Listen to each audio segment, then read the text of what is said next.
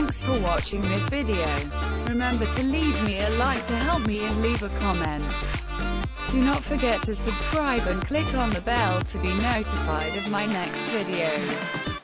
Thank you again and see you soon for the next video. Merci d'avoir regardé cette vidéo. Pensez à me laisser un like, un pouce bleu en l'air pour m'encourager et bien sûr à mettre un commentaire sur cette vidéo.